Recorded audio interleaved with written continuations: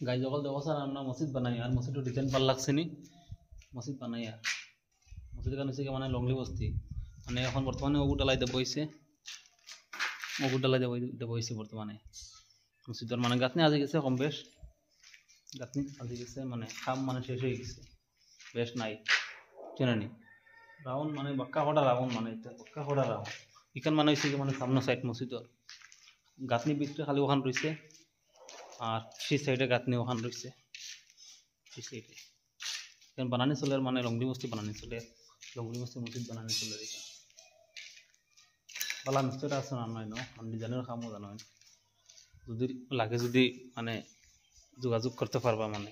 ফেসবুকও contact করবা message করবা আমরা অ্যাড্রেস দিয়ে দিন যোগাযোগ করতে পারবা নাই মানে খাম আরও